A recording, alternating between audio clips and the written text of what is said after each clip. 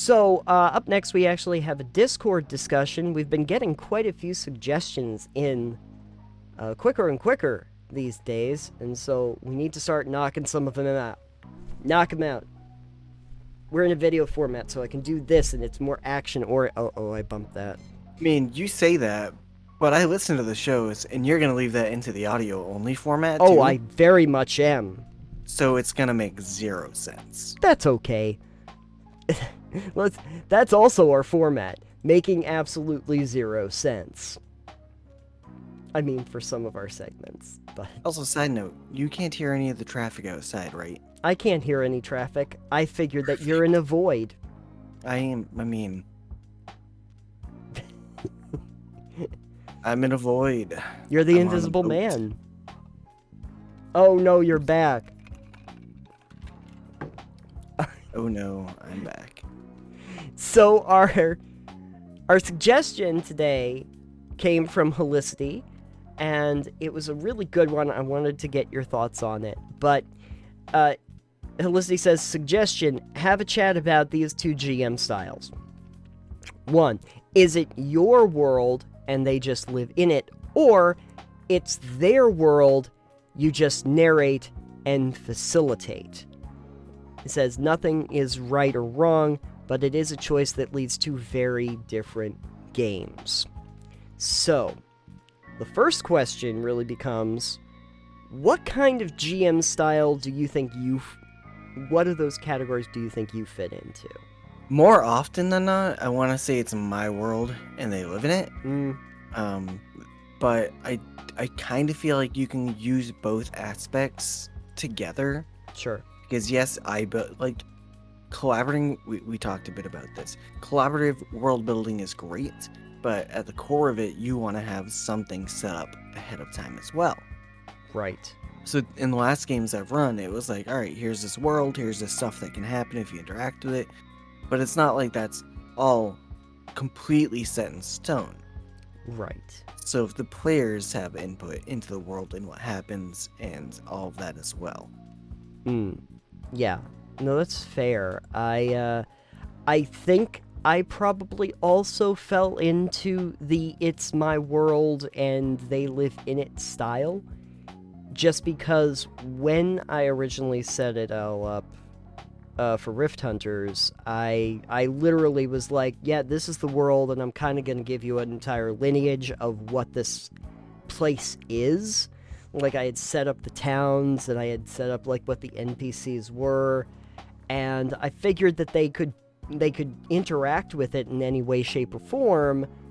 That's okay, but I had kind of predetermined what the world was going to look like. I had set down the framework, and maybe I should have given them a little bit more license in that, like, looking back on it. But what I did notice is that some of the more interesting story beats that I could play with were when they set something up, even though they might have inadvertently not even known that they were setting it up, just based on their actions. So once in a while, I would change how I was addressing different characters based on what the characters did. And I wanted to also try to adapt some of the story based on who those characters were, so that it set up something a little bit more personal for their story threads. But I still feel like that's more or less the your world, they live in it model. I actually even had a campaign part of that I was going to do, if we had kept doing it, that was going to play with that whole idea and set them in essentially a game world that a wizard was running, and I was going to like rename it a different game, and it's his specific rules on this in this world that he's built out of like clay, and then the adventurers have to deal with the rule set that this wizard has put down to beat him at his own game. So in many ways, that wizard, the very mean wizard, I think that's what I don't know what it's called, but anyway, very mean wizard was very much doing his world, and everybody else just has to deal with it, and there's no room for motion there. But I'm trying to think to myself, what would be the great benefit of having the opposite? What happens if it's their world and you just narrate and facilitate it? How would that work? I'm guessing I'm not doing as much on the outset to set things up, right? I'd have to be pretty hands-off, especially at the start. But you can still be kind of hands-on and ask the right questions. Okay. What kind of questions should I ask? For if the players are generating that more so. Yeah, what questions am I You can gonna ask them to like describe an area or scene, or if they're, depending on what they're building and what they're helping you build, like you can set the foundation, but like you're going to a town, you know, what do you expect it's like, not having ever been there before? Like what are the rumors you've heard? Something like that. And either you can set, in my opinion, you can set the expectation based on what they're telling you, or you can just completely diverge from that. And it's like, oh yeah, I heard it was a quaint little hamlet. And it's like, oh no, it's a little hamlet, but it's not quaint. Everyone's very loud. It's incredibly loud. So you're building stuff kind of off of what they're doing a little bit, but you can put your own spin on things a little bit more. Okay, that's fair. I think what it comes down to, though, at least the way Holisti's putting it, is the idea that maybe they're the ones that are actually, like, building it. Like almost as you go, they're the ones kind of building the narrative in some ways, and you're just kind of following along, or almost like it's almost like that classic, if you've never heard about like the improv style, the yes and statements. You know, you know what I'm talking about. You know, every time somebody says something, it's like there's never a no, I don't want to do that, let's scrap it and move on to it. No, it's always you build onto it. So I'm kind of thinking of it in those terms, taking whatever the statement or the motion is of a player and then gradually adding on to it in some way from that point forward. But I can't tell you that it is a natural inclination for me to run games that way. It certainly hasn't been. In the very few times that has happened. And I can't think of a lot of times that I've seen new GMs, or even long-time GMs, take the immediate approach to do that. Is that something that you've seen at all? With new GMs? With new GMs, or even established GMs, where they go from the outset with the idea that they are essentially just facilitating the world, and the players are pretty much taking lead on building it. Not in like D&D typically. I feel like that's definitely a skill more people lean into as they gain experience GMing. It's definitely not something I want to say see up front with especially newbies. Sure. Because at the learning point, you want to be in control so you can not be overwhelmed by all the things that players want to do. Say peasant railguns, or buying fortresses and things like that, you know? That's good. So I think it might be a deterrent for a new GM to actually be that way, because then it's like, all right, this is out of my control now, because the players have suddenly given themselves this vast assortment of things. Yeah. By proxy of world building it in. Right. I think that I don't know if that would be intimidating to new players if they had like a bunch of veteran, or new GMs I should say, if they were trying to run a game for a lot of veteran players, and the veteran players were just like taking point on it. I don't know if that would be a very good learning experience. But maybe it would be. Like, maybe if you were brand new to it and they said, hey, this is the first time you're going to run a game, and, you know, that can be a very daunting thing, but we're all veterans here. We played these things for years, so what about we do this? You can facilitate it, and we'll kind of build out the actual campaign as we play. If you had, in theory, if you had a, like, really good crew that was respectful of that, I think that might actually be very beneficial to someone who's starting out running. They might not get the classic experience, but they'd get a good idea of how they could run it in, like, essentially the option 2 that we have in front of us.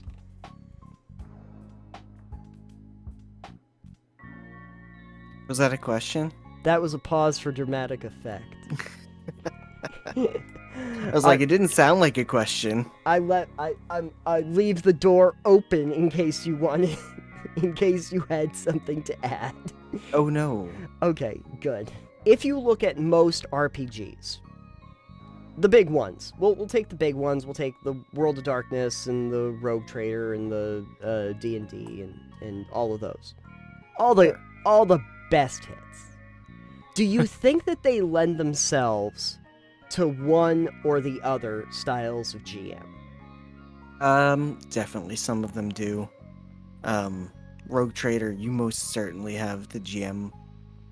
It doesn't even build the world, but they use the setting and then of, you know, Warhammer, for instance. It's that setting and they're building off of that foundation. So, like, if you have players who are not as familiar with the setting, then they're not going to really be able to build that in the way that it's supposed to be portrayed, for instance. Okay. So I definitely see in that type of situation, you wouldn't really tend to have, I don't think, players kind of doing the world building in that one. Yeah. It does feel like, even in a more general sense, that a lot of tabletop role-playing games, by the very nature that they've kind of created a world that you exist in, have kind of already kind of made that decision in some ways.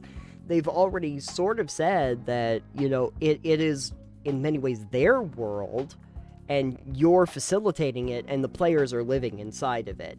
You go to D&D and it gets to the Forgotten Realms, the world's already kind of built, like with rich history and lore and everything, and the same kind of goes for, like, Vampire Masquerade, or even 1879 that I'm playing, or Earth Dawn, those sort of things. Whatever you're talking about, these are kind of rich settings that the creators built.